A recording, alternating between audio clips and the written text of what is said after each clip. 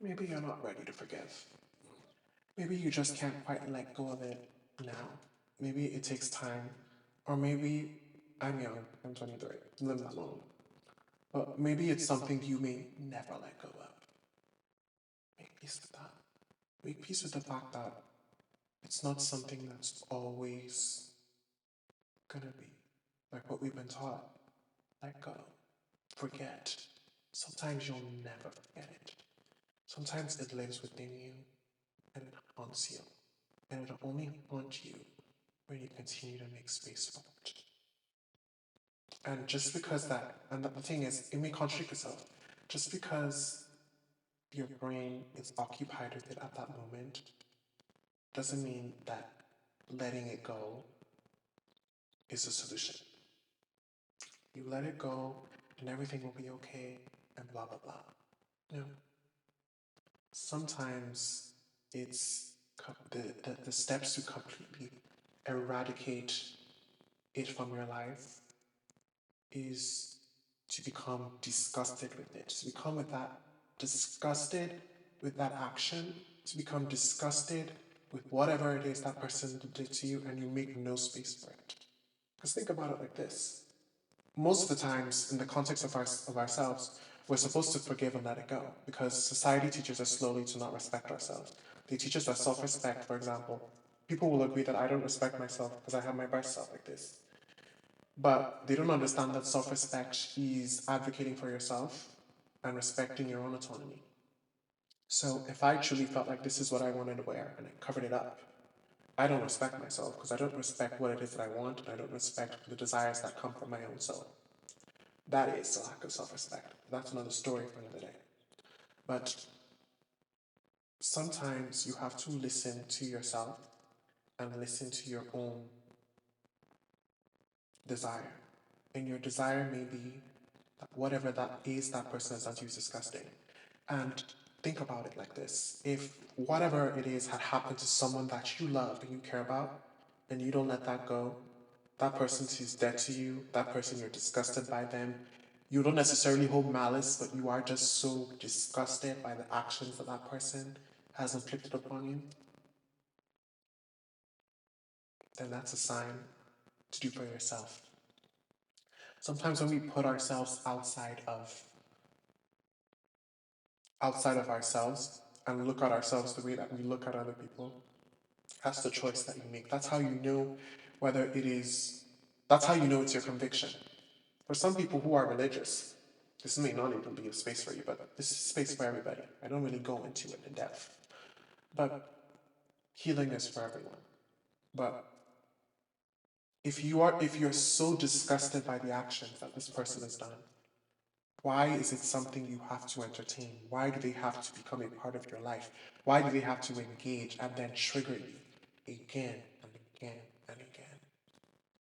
Just because you're disgusted by the actions that somebody has inflicted against you, it necessarily doesn't even always mean that you have not forgiven them.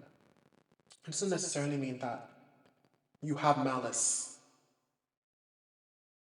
And malice is normal. By malice, those feelings are normal. You can only let it go when you're disgusted. You don't make excuses for them. You don't humanize them because they didn't humanize you. You distance yourself from them and you live your life and you heal from what they've done. That's the best solution. And it may sound like forgiveness, but maybe the word isn't forgiveness. Maybe the word doesn't exist yet.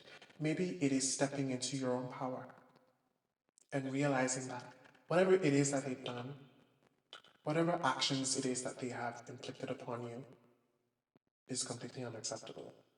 Because for me, when I noticed I was forgiving certain things, I kept on going back to exes. Because for me, maybe my brain is very extreme.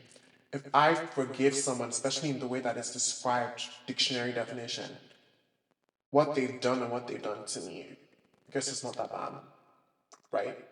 I guess it's something I can let go. It's something I can forget. And then the cycle kept repeating itself, and I kept on getting traumatized. I kept on asking myself, why am I still being traumatized? I'm doing the right thing. I'm forgiving, right? I'm not holding malice. But the funny thing is, I hadn't forgiven them because forgiveness isn't even something you decide for yourself. Forgiveness is a process, not a decision. And a lot of people will have you thinking that it's a decision that you make, but it's a process that you go through. And forgiveness comes when you give yourself time to let it go. And you let it go doesn't necessarily mean, and this is contradictory, doesn't necessarily mean you let go of the disgust and the disdain that you have for the action they've committed against you. Don't let go of that. Have them, look at them as they are, because that has wounded you.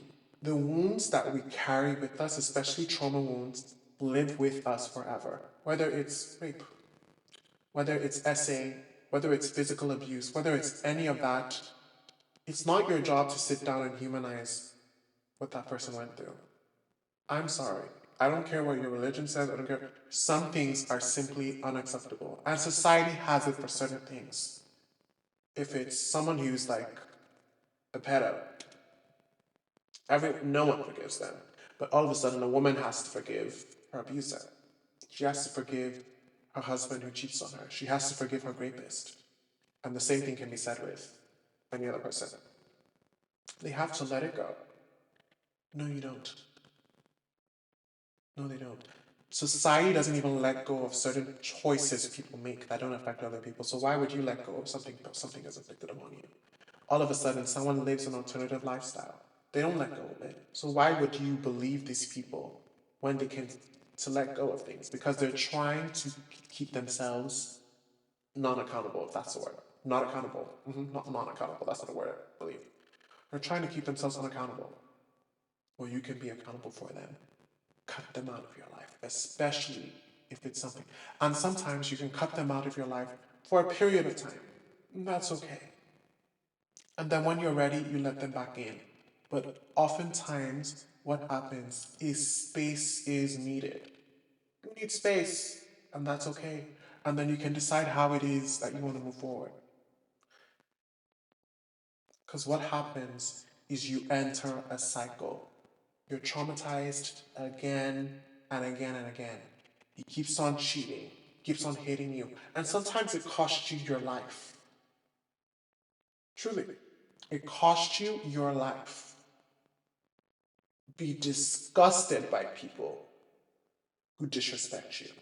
Be disgusted by people who hurt you because you're important. You have value. And everything about what you have to contribute to this world is remarkable.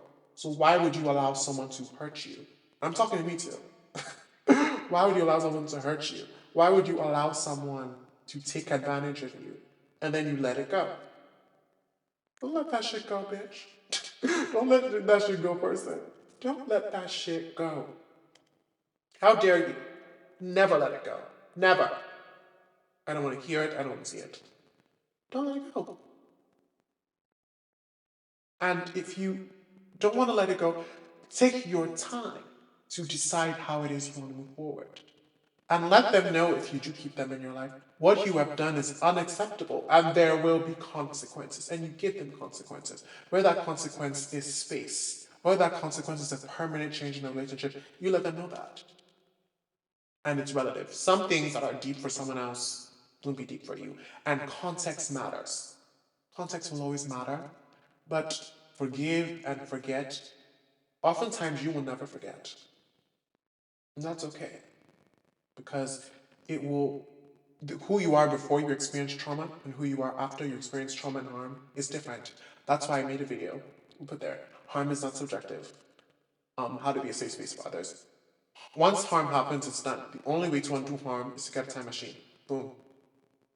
You can't undo it. You can't undo what you said. You can't undo what you've done. And maybe if people knew this, they will be more concerned about other people and making decisions that don't harm others. And if you're not ready to let that go, don't let it go. Do things when you're ready. Everyone has a clock. You know what I mean? So it is Asha Lovely Day. Telling you and forcing you to have a lovely day. Have a lovely day. Make sure to like, comment, and subscribe, especially to my Patreon. Turn on the post notifications so you see more videos like this. I hope you enjoyed this one. I love you, and you're important. You have value, and Yeah, I love you. I'm not in this video. The Medicine Woman.